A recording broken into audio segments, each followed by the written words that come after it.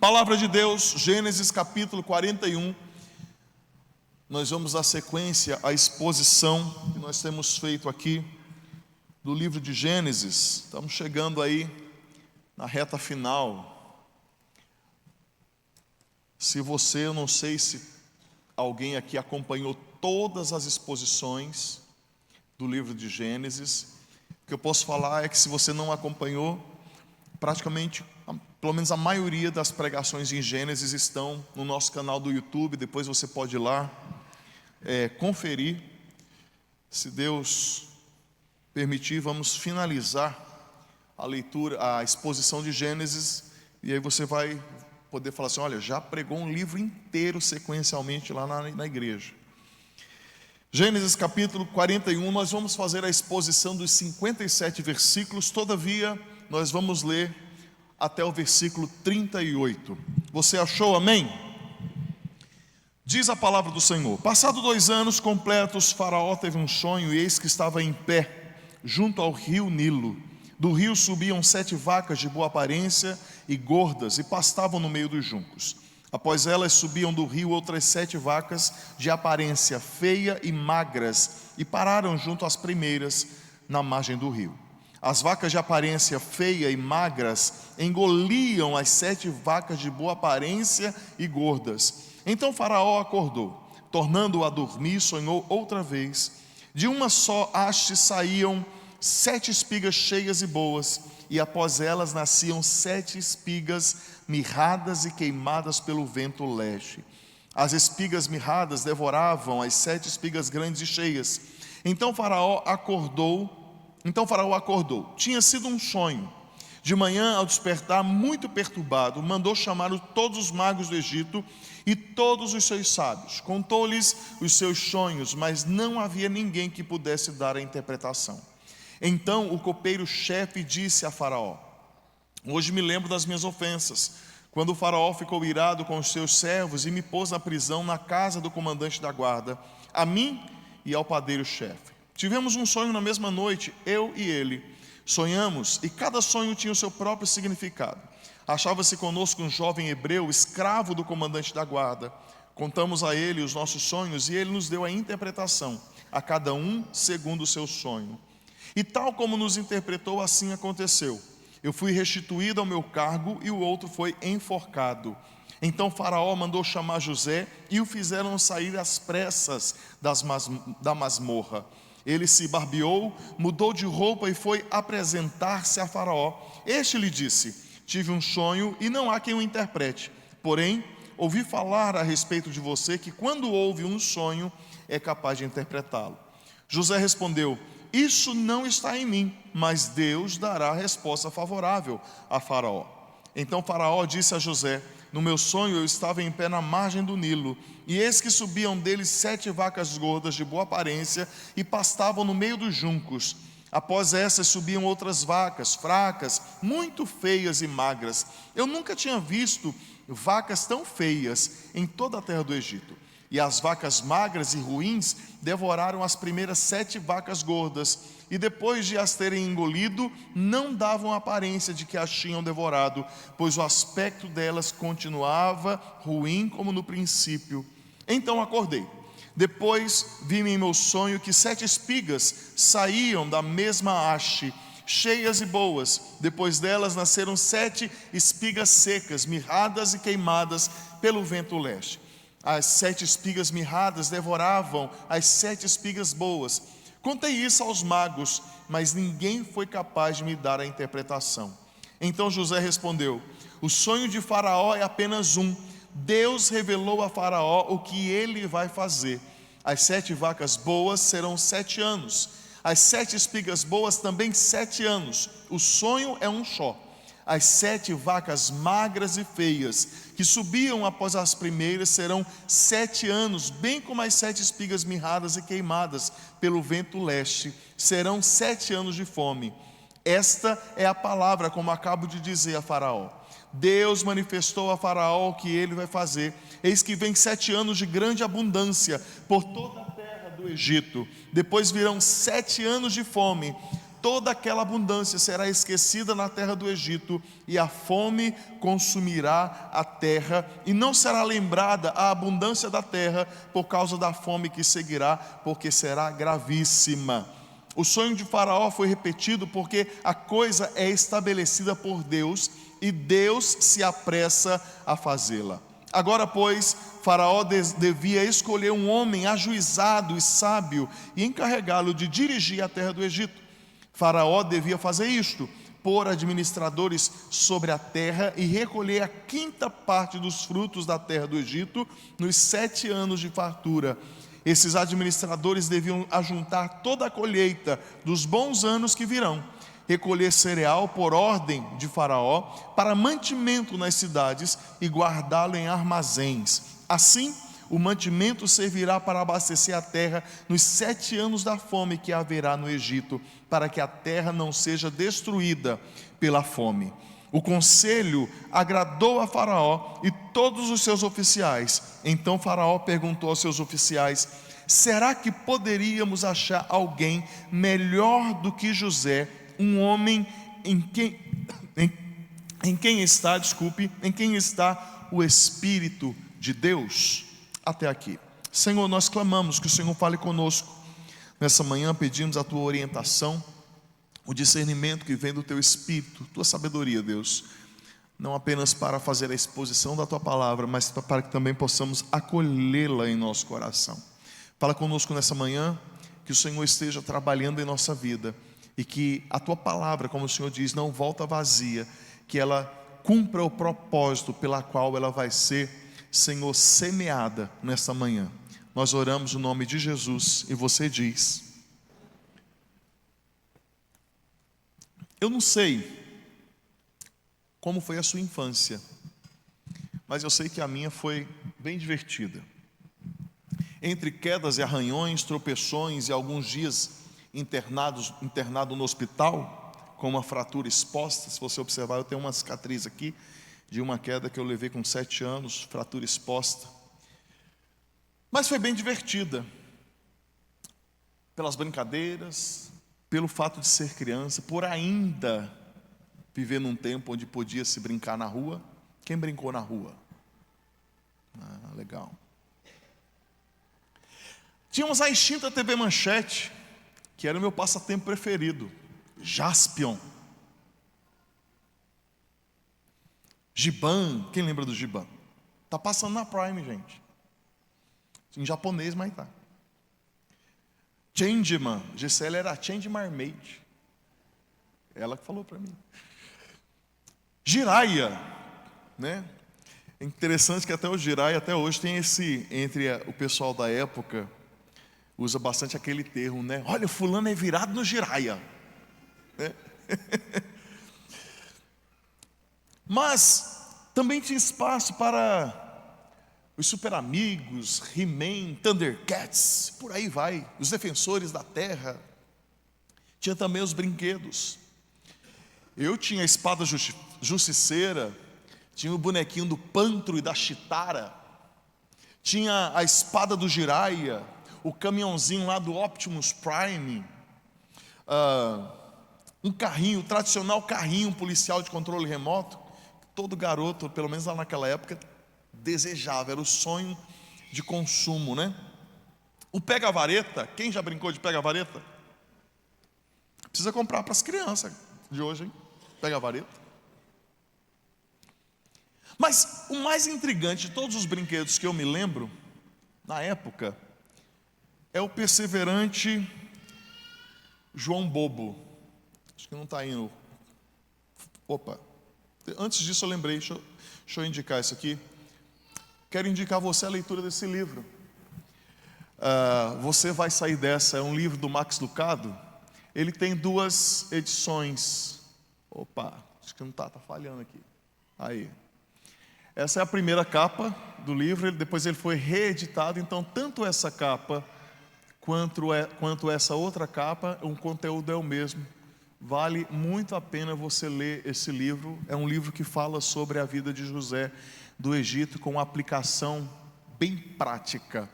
Mas o João Bobo era o meu... Acho que eu vou precisar que vocês vão passando aí. que não está indo aí. Não está indo. Volta. Agora foi demais. Saiu. Voltou. O João Bobo, então, era o brinquedo mais intrigante na época. E acho que você sabe como ele funciona, né? Aquele boneco inflável, estreito no topo e mais gordinho embaixo, meio Pastor Jean.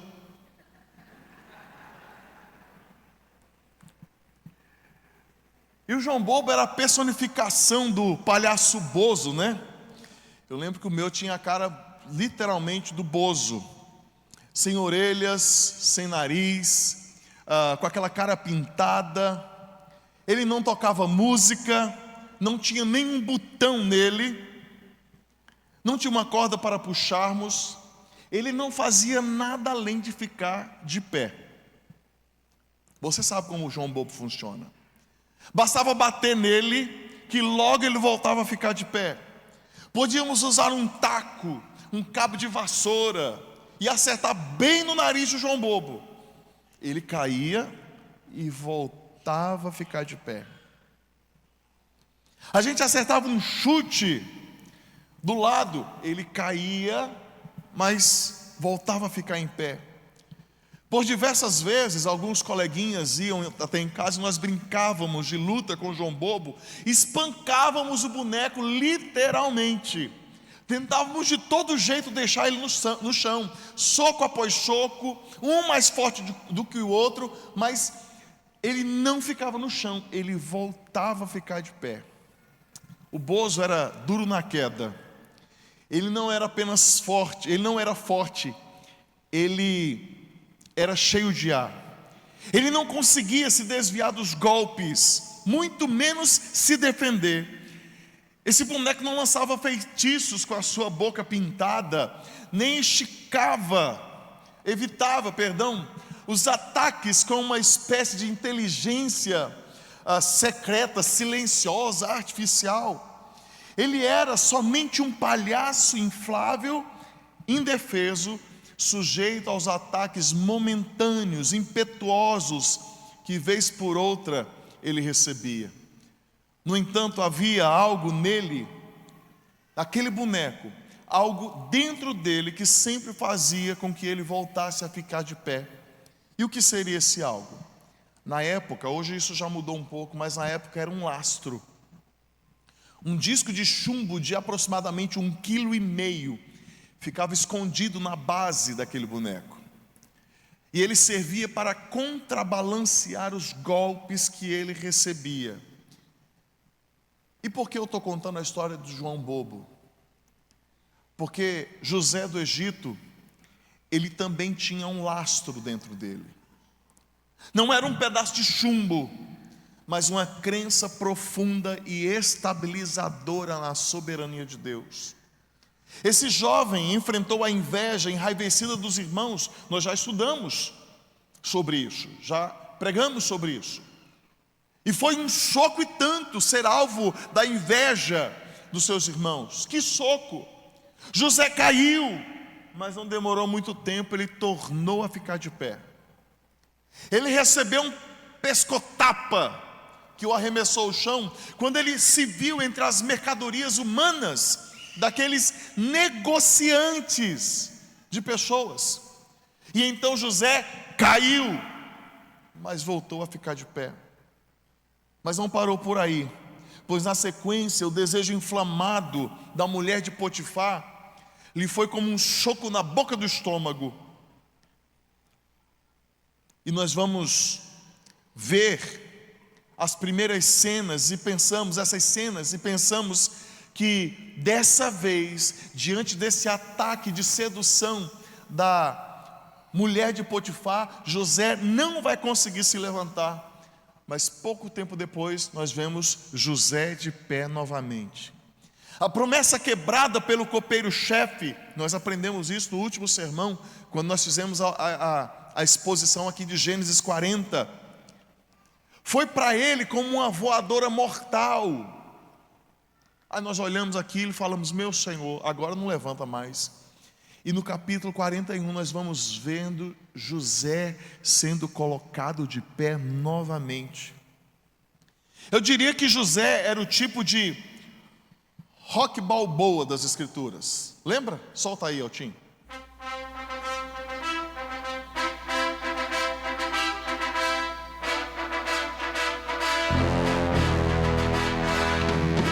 Aí, ó.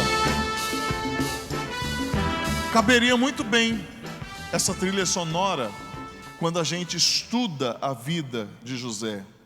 Mas o que sempre trazia José de pé não era a força do seu próprio braço, não era a capacidade intelectual que ele possuía, nem mesmo o dom interpretativo de sonhos. E nós vamos ver isso no testemunho do próprio José, quando ele diz: isto não está em mim, mas Deus dará resposta favorável a Faraó. E ainda, lá adiante, lá no capítulo 50 de Gênesis, nós vamos encontrar o testemunho de José falando: vocês na verdade planejaram um mal contra mim, porém Deus o tornou em bem, para fazer como estão vendo agora, que se conserve a vida de muita gente. Mesmo, irmãos, em meio a tanto tempo de adversidades, José via a mão de Deus trabalhando em tudo aquilo. A última vez que vimos José, lá no capítulo 40, ele estava preso no cárcere de Faraó, o rei do Egito. Por mais que Deus o abençoava e ele honrava o Senhor, naquele lugar, José era apenas mais um. E aí, se você duvida disso, veja o que o copeiro real fez com ele. Mesmo depois de José interpretar o sonho dele, ajudá-lo, acalentar as suas emoções, o texto bíblico nos diz no versículo 23 do capítulo 40, que o copeiro-chefe não se lembrou de José, esqueceu-se dele. A gente não se esquece de gente importante. A gente se esquece de pessoas que não são tão importantes assim. E aqui o que nós vemos, mais um golpe nesse João bobo das Escrituras, o chamado golpe do esquecimento. Ele já sabia o quanto aquilo doía e o quanto aquilo o arremessava ao chão. José foi esquecido pelos irmãos, esquecido pelos seus parentes, esquecido pelo clã do seu pai, esquecido pelos mercadores, na casa de Potifar, pelo seu patrão. E agora, como se não bastasse, José também é esquecido na prisão. Mas, queridos, algo que nós precisamos fixar em nosso coração nessa manhã e rememorarmos é que todos podem nos esquecer, mas Deus jamais esquece aqueles que são seus. O profeta Isaías, no capítulo 49, versículo 15, diz que ainda que a mãe esqueça do filho que amamenta, todavia eu não me esquecerei de ti. Nós podemos olhar para a história de José e pensar que tudo isso é sobre ele, mas não, irmãos. Não é tanto uma história acerca de José, quanto acerca da fidelidade de Deus em relação às suas promessas, por meio dos atos providenciais de Deus. O texto diz que por 2 anos completos, José ficou esquecido na prisão. E aí talvez você dê de ombros para essa informação: 2 anos, passa tão rápido. Eu concordo ipsis literis com o reformador João Calvino, quando ele provoca a reflexão do quanto a ansiedade oprimiu a mente do santo homem, deste santo homem durante aquele tempo. E Calvino continua dizendo, abro aspas para ele: é algo que cada um de nós precisa julgar, pois somos tão sensíveis e frágeis que raramente conseguimos suportar a demora, ainda que seja por um curto espaço de tempo. Nós não somos muito afeiçoados à espera. Todavia, irmãos, o Senhor fortaleceu o seu servo, não só por uma longa demora, mas também por outras provações, porque ele removeu todas as bases humanas das esperanças de José. E às vezes Deus nos matricula, nos alista, nos coloca em uma lista de espera, para que os nossos alicerces humanos sejam removidos, e nós tenhamos apenas o lastro da fé e da confiança do Senhor, em nosso coração. A providência divina criou um caminho sinuoso para que José fosse conduzido da prisão para o palácio.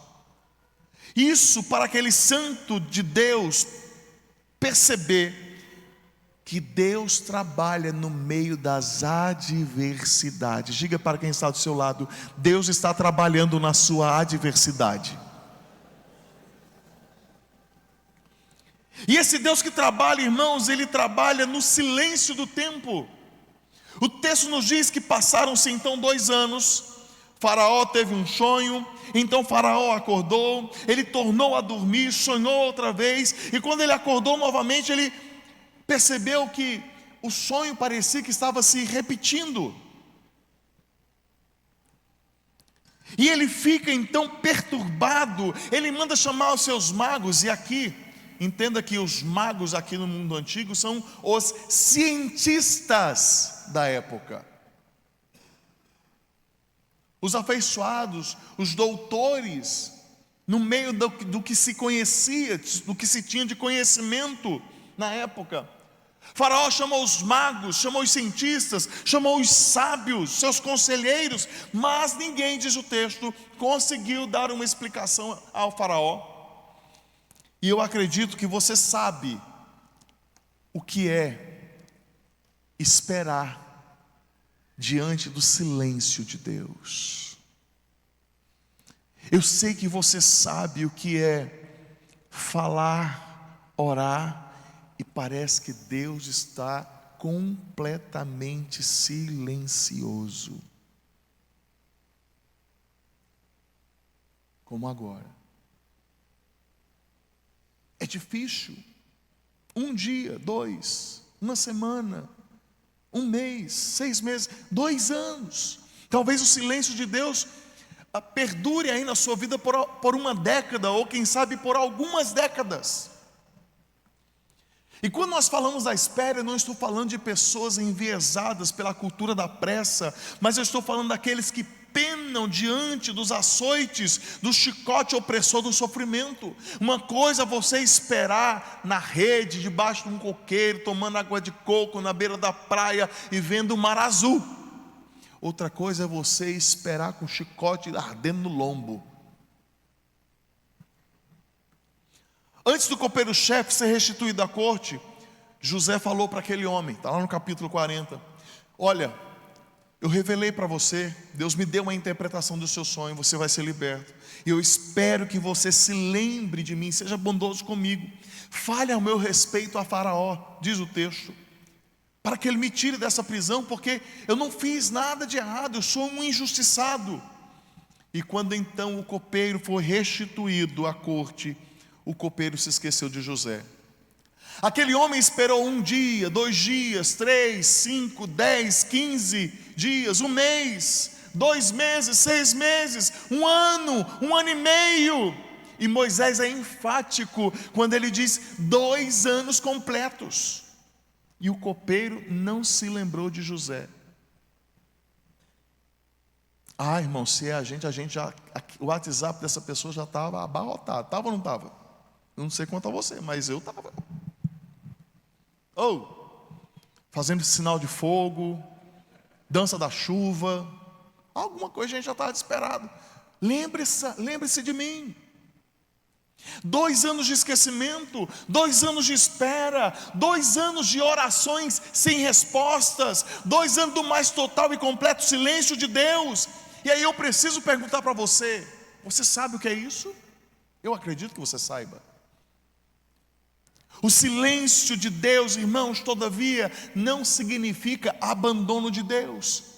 Por enquanto José estava esperando no cárcere, mas enquanto ele estava lá no cárcere, Deus estava movendo a história no palácio. Meu irmão, minha irmã, enquanto você está esperando em um local de sofrimento, fique tranquilo, confie no Senhor. Deus está movimentando aonde precisa movimentar, para que a sua vida seja exaltada para a glória de Deus. Permaneça. Enquanto José via as grades, Deus preparava sonhos para Faraó. Enquanto os homens esqueciam de José, o Senhor arquitetava o futuro dele. Acredito que você sabe do que eu estou falando. E se não sabe, meu irmão, prepare-se. Deus está movimentando tudo. E o dia da libertação, o dia da glória, o dia da exaltação, segundo a palavra de Deus, chegará. O respeitadíssimo pastor Charles Swindoll é assertivo quando ele diz que o sofrimento, quando tratado apropriadamente, pode moldar uma vida para a grandeza. A história está repleta de pessoas cujas lutas e cicatrizes formaram um fundamento de empreendimentos admiráveis. Deus está tensionando o seu caráter, Deus está fortalecendo a sua musculatura, Deus está te abastecendo de condições emocionais para aquilo que virá adiante. Deus está, irmãos, eu gosto muito dessa frase: Deus não desperdiça sofrimento na vida do crente. Ele está trabalhando. Essas cicatrizes em sua alma se tornarão marcas de vitória. Essas lembranças que ainda te incomodam, elas são um tipo de memorial de que você tem um Deus que cuidou de você, te livrou e te trouxe onde você está agora. Mas talvez você fale assim: mas pastor, onde eu estou agora ainda está difícil. Calma, Deus vai te levar para um novo patamar. Aguarde. Queridos, talvez você olhe para o seu patrão e diga: ele é muito rabugento. Calma, Deus está usando ele na tua vida. Aquela nota baixa na prova, no teste. Calma, Deus está usando essa nota na tua vida. Aqueles anos a mais no curso técnico, a faculdade que eu não consigo concluir, é instrumento de Deus na tua vida. Aquela doença indesejável e quase incurável, Deus está usando como instrumento na tua vida para te quebrantar e para abrir os seus olhos, para que você redefina as prioridades do seu coração. Para que José chegasse no exato lugar que Deus queria, foi necessário ele descer o degrau da inveja, dar um passo para trás e cair na casa do desprezo e do abandono. José andou um pouquinho para trás e ele caiu na armadilha da cobiça. Desceu mais um pouco e pisou na casa da injustiça. Chegou no fundo do poço e caiu no chão do esquecimento. Só então, irmãos, José estava preparado para subir nas alturas da vontade de Deus. E enquanto tudo isso acontecia, o Senhor estava preparando o Faraó para receber aquele que seria o enviado do Senhor para livrar da fome o mundo, e especialmente o povo de Deus. O tempo de silêncio de Deus não é tempo perdido, meu irmão, minha irmã. É tempo da maturação da promessa. Quando Deus parece estar em silêncio, Ele está apenas escrevendo os bastidores do seu e do meu milagre. Amém? Deus trabalha no silêncio, mas Deus também abre portas no momento certo. E do versículo 9 ao 14 nós vamos ver isso. Quando então o faraó ele acordou daqueles dois sonhos, ele ficou perturbado, mandou chamar os seus sábios, os seus magos. Ninguém interpretava. Aí o copeiro-chefe lembrou-se de José. E o texto diz que quando ele se lembrou de José, a maneira como ele coloca e se expressa essa lembrança, ele traz a sua memória da seguinte forma: olha, eu sou culpado porque eu esqueci de um homem lá e eu preciso corrigir um erro. E ele explica o que tinha acontecido. Tanto ele quanto o padeiro tiveram um sonho. José deu a interpretação, e assim como José falou, assim aconteceu. E então, está lá no versículo 14: Faraó mandou chamar José e o fizeram sair às pressas da masmorra. Quem está preparado aí para sair da masmorra, diz um amém. Amém. Sair da masmorra. Irmãos, nós não iremos entrar nos pormenores do significado dos sonhos do faraó, por mais importantes que eles sejam, pois está claro no texto que o foco aqui não é enaltecer os sonhos do rei, ou o intérprete dos sonhos, mas é engrandecer aquele que deu tanto o sonho ao faraó, quanto a interpretação a José, a saber, Deus, o Senhor. E o testemunho de José deixa muito claro, quando ele está diante de Faraó, e Faraó então diz: olha, eu recebi um testemunho de que você é craque aí na interpretação de sonhos. E José fala: olha, isso não vem de mim. Está lá no versículo 16. Mas Deus dará resposta favorável a Faraó. O sonho do rei do Egito o perturbou. Os adivinhadores, os sábios do rei, não obtiveram sucesso no entendimento daquilo que Deus entregou ao rei. E então Deus reacendeu a memória do copeiro-chefe. Além de Deus trabalhar no silêncio, irmãos, Ele age na hora certa. É interessante que ainda hoje tem crente que usa aquele dito popular, né? Deus tarda, mas não falha. Me diz na Bíblia onde está isso. Uma vez teve um irmão, isso aí eu era criança, o irmão deu oportunidade, aquela época de negócio de dar oportunidade para o povo cantar, dar testemunho, aí chamou o irmão Dário, aí veio. E aí ele falou, 2 vezes isso aconteceu, uma delas ele falou assim: irmãos, eu vou cantar um hino, porque como está escrito na Bíblia, quem chora não mama. E aí ele cantou um hino lá, negócio de chorar. E da outra vez ele citou esse versículo, quem tarda não falha, e cantou um hino lá do tempo de Deus, que Deus tarda mas não falha, do tempo de Deus. Irmãos, não, Deus chega na hora certa, na hora que tem que acontecer. Ele está trabalhando. Se ainda não aconteceu, é porque não chegou o tempo de Deus. Nenhum só milésimo de segundo foi alterado, subtraído, suprimido ou adicionado na vida de José. E nós precisamos entender de uma vez por todas, o mesmo acontece com a gente. Nada vai acontecer fora do tempo de Deus. Amém. E até lá a gente segue confiando no Senhor. Josué no capítulo 21, versículo 45, ele nos diz que nenhuma promessa falhou. De todas as boas palavras que o Senhor havia falado à casa de Israel, tudo se cumpriu. E assim segue até hoje, irmãos. A palavra de Deus segue sendo cumprida fielmente. Então por que você acha que Deus não vai cumprir a sua palavra na tua vida? Deus age na hora certa. O Senhor estimulou a memória do copeiro-chefe. O Senhor aguçou então a ansiedade e a curiosidade do faraó.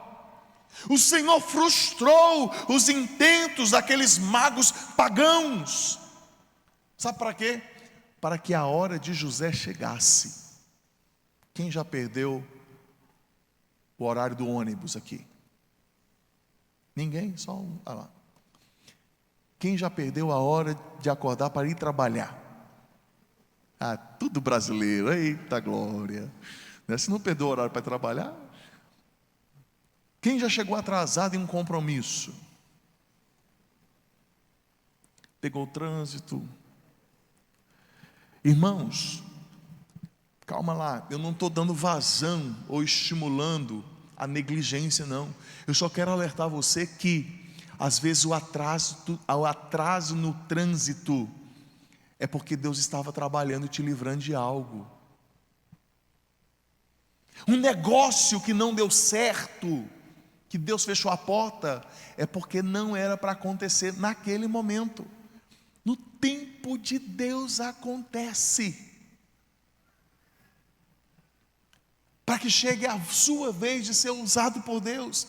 Às vezes na nossa ânsia por livramento, nós metemos os pés pelas mãos, por não entender que Deus não precisa de trombetas e alaridos para se fazer conhecido, ou para tornar conhecido aquilo que Ele está fazendo. Nós que somos dados a isso, nós que queremos ficar alardeando o que estamos fazendo, Deus não precisa disso, irmãos, porque apesar de todas as circunstâncias, como diz muito aquele cântico, né? Deus continua sendo Deus, louvado seja o nome do Senhor. A única coisa que Deus requer de nós é que nós nos mantenhamos em fé e confiança inabalável. Mas o que parece, quando nós olhamos para José, é que ele tem sobras de confiança no Senhor. E como isso é bom, irmãos. Mesmo sendo chamado às pressas, o texto diz que José se barbeia. E talvez você vai usar esse texto aí para falar: olha, homem não pode ter barba. Para, fariseu. A cultura egípcia da época era proibida, hoje mudou bastante, justamente pela a condução dos muçulmanos, do islamismo dentro da cultura egípcia. Mas na época era culturalmente aos homens não ter nenhum tipo de pelo no corpo. Então todo homem decente, ele ficava todo depiladinho, inclusive cabeça. Tudo careca. Acho que eu vou implantar essa moda no Brasil. Todo mundo careca. Então José, o que ele faz? Ele entende a liturgia que ele tinha que passar. Ele se barbeia, ele troca de roupa e ele se apresenta diante do rei. Aquele homem, José, sabia que chegou a sua vez. Ele entendeu que Deus estava por trás de tudo aquilo e ele não viveria aquele momento de qualquer jeito. Ele respeita, como eu já mencionei, a liturgia da corte. Ele não aparece lá com a cara de acabado, com o corpo sucateado. Faraó não terá apenas um interpretador de sonhos, mas ele conhecerá um embaixador de Deus, do Deus vivo. Deus abriu aquela porta e José passaria por ela, exaltando a Deus, glorificando o seu nome. É assim com você? As portas que Deus tem colocado abertas diante de você, você está passando, glorificando a Deus? Eu lembrei daquele cântico, né? Eu passo pela prova, dando glória a Deus, dando glória a Deus. Toca do pandeiro, canção para cair no manto. Você tem honrado a Deus passando pelas portas que Ele abriu? Ou você tem dado de ombros com as bênçãos que Deus tem colocado diante da sua vida? Tem lidado com negligência de qualquer jeito, com bênçãos palpáveis de Deus na tua história?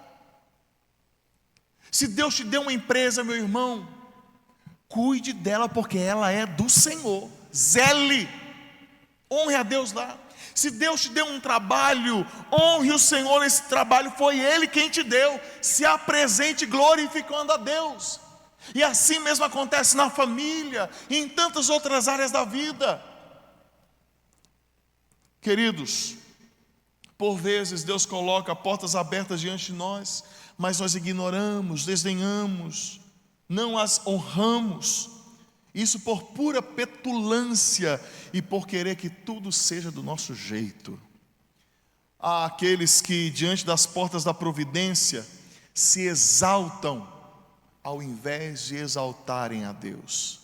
Se promovem quando na verdade deveriam redirecionar os holofotes para o Senhor, achando que aquela conquista veio da força do seu braço. Deus trabalha apesar de nossa ignorância quanto ao trabalho dele. Ele age mesmo quando nós não percebemos. O tempo de Deus não é o nosso tempo, mas tenha certeza de uma coisa: a vitória que Ele tem é a vitória que Ele quer nos dar. Você pode dar uma glória a Deus por isso? Deus tem vitória para você, meu irmão. Mas o tempo de Deus em meio à adversidade também fala de um Deus que concede sabedoria em meio às crises. E dos versículos 15 ao versículo 32, nós vamos encontrar o texto dizendo que Faraó disse a José: eu tive um sonho, não há quem interprete, porém ouvi falar a respeito de você, que quando ouve um sonho é capaz de interpretá-lo. José respondeu: isso não está em mim, mas Deus dará a resposta favorável a Faraó. Queridos, eu não tenho dúvida de que José conhecia o princípio de Provérbios 9, versículo 10. E o que diz Provérbios 9, 10? O temor do Senhor é o princípio da sabedoria, conhecer o santo é ter entendimento. E já me adianto, em um mundo de tantos especialistas, o que nós mais vemos às sobras é gente tola, estúpida, e permita-me a palavra um pouco grosseira, gente emburrecida, achando-se tão inteligente, pensando que não precisam de Deus. Se Deus apertar o botão off no céu de inteligência, prepare-se. Vamos comer capim. Pastor, a Bíblia fala sobre um rei que não deu glória a Deus. O que aconteceu com ele? Foi pastar. Está na palavra, está na palavra. Quando nós não damos glória a Deus, irmãos, nós corremos um sério risco de comer capim, diz a palavra. Um dos homens mais poderosos do mundo, irmãos, no mundo antigo, José se tornou esse homem poderoso na sua época. Ele chegou a esse posto de grandeza, não na força do seu braço, mas simplesmente por entender que toda sabedoria, que todo discernimento vem das mãos do Senhor. E bem nos admoesta o apóstolo Tiago em sua epístola, está lá no capítulo 1, versículo 16 e 17. Olha o que Tiago nos diz: não se enganem, meus amados irmãos. Olha a advertência: não se enganem, meus amados irmãos. Toda boa dádiva e todo dom perfeito vem lá do alto, descendo do Pai das luzes, em quem não pode existir variação ou sombra de mudança. Você consegue fazer a conta de 2 mais 2? É 4? É dom de Deus, viu? Ah, não, mas eu tenho habilidade para encontrar. Quem é professor de matemática aqui? Tem alguém? Olha lá.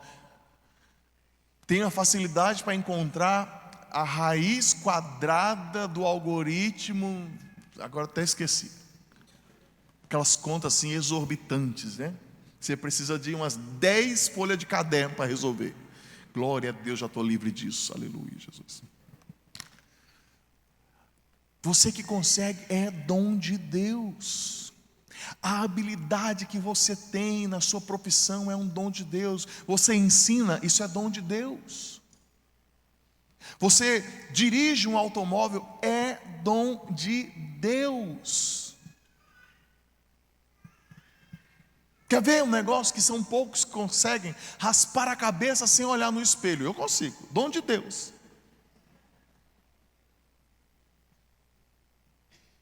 Tem aquelas pessoas que são bem dotadas na cozinha. Essa noite eu acabei tarde de estudar, era mais de 2 horas da manhã. Falei assim, fiquei durante o dia, vou fazer um cappuccino, uma mistura lá. Tentei imitar a ermita.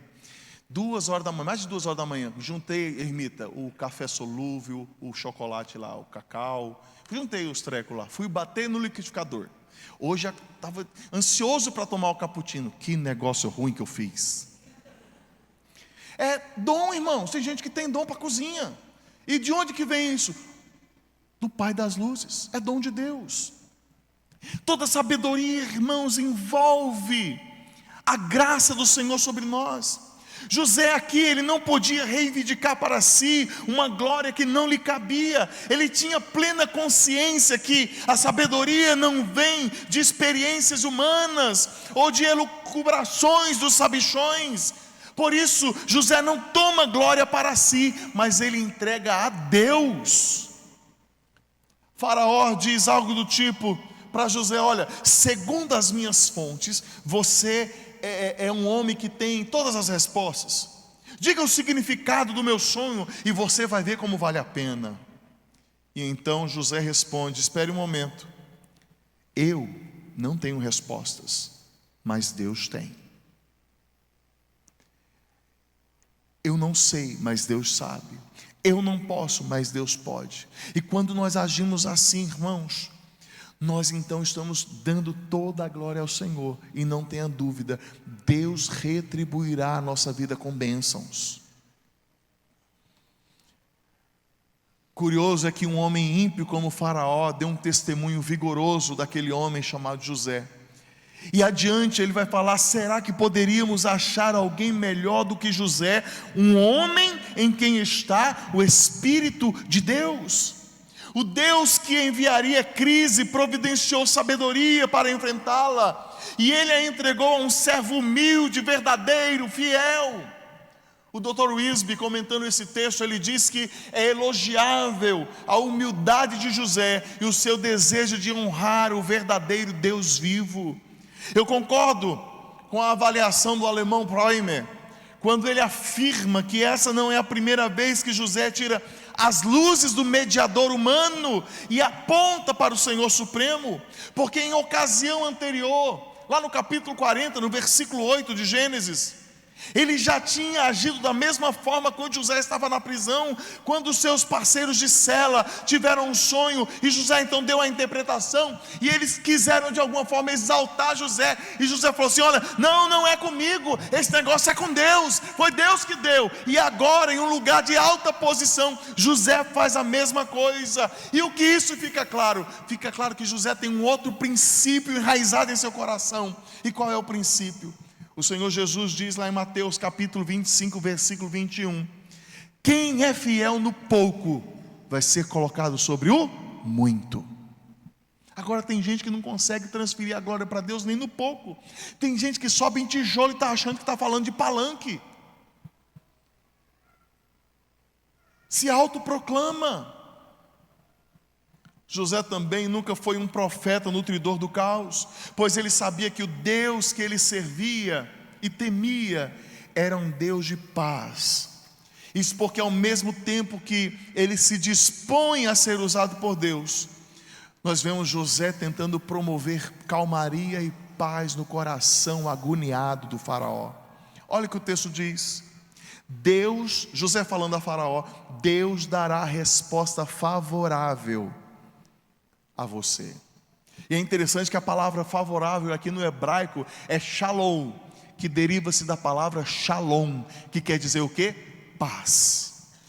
Ou seja, o que José está falando para Faraó é o seguinte: Deus vai dar uma resposta que te deixará em paz. José sabe que só Deus poderia acalmar as águas turbulentas da alma daquele homem. E em um mundo em crise, irmãos, o que nós precisamos não são das vozes dos especialistas, não são das opiniões dos comentaristas de TV. Nós não devemos prestar os nossos ouvidos aos bochichos que ecoam nos corredores do poder, muito menos dos falastrões que balbuciam na internet. Sabe o que nós precisamos hoje, irmãos? Sabedoria que vem de Deus. E como Tiago, o apóstolo Tiago mais uma vez diz em sua carta: se alguém de vocês precisa de sabedoria, peça a Deus. E olha que interessante, irmãos, eu não sei se você sabe, mas existe um pedido a Deus que Ele nunca vai deixar sem um positivo como resposta. Porque Tiago diz: se alguém tem falta de sabedoria, peça a Deus, olha, presta atenção, que a todos dá generosamente, sem reprovações. É um pedido que você faz e Deus já está garantido. Agora a gente pede casa, carro, casamento, filho, faculdade, dinheiro, pede tempo bom, tempo ruim, chuva, sol, vento, tempestade, pede até para emagrecer, e não pede sabedoria. É preciso, irmãos, pedir. E Tiago diz: olha, e peça e será concedido. Só tem um detalhe: peça, porém, com fé, não duvidando. Queridos, Deus concede sabedoria a seus filhos, mesmo em meio à crise. Estou caminhando para o final, fica firme. E a quarta coisa é que Deus também concede graça e exalta aquele que se humilhou e que foi humilhado. Será que poderíamos achar alguém melhor do que José? Versículo 38. Um homem em quem está o Espírito de Deus. Após entregar ao faraó a interpretação do sonho que o Senhor deu, José apresenta um plano dado por Deus para sobreviver àquele tempo de solavancos. E José disse: crie um departamento de agricultura e contingência, dê um comando a alguém competente para que essa pessoa armazene alimento no tempo da fartura e distribua com sabedoria no tempo da escassez. E eu gosto demais da forma como Lucado encena esse momento, quando ele diz que o silêncio na sala do trono ficara tão denso que era possível ouvir as pessoas engolindo a seco. E Lucado continua dizendo que os oficiais do Egito se espantaram com a audácia de José, conjecturando, né? Uma coisa era dar as más notícias ao faraó, outra coisa bem diferente era oferecer um conselho que não foi solicitado.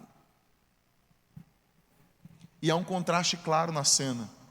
De um lado nós temos o homem mais poderoso do mundo precisando de um copo com água, com algumas gotinhas de calmante para ele se acalmar, o faraó. E do outro nós temos a pessoa mais baixa na escala social, José, rejeitado pelos irmãos, vendido em troco de banana, escravo acusado de abuso sexual, preso, esquecido na sala da prisão. E mesmo assim, a cena nos apresenta ele firme, calmo e tranquilo, como as águas de um bonaçoso riacho. E sabe por que José está tranquilo na cena? Porque ele fixou a agulha da sua bússola no norte divino.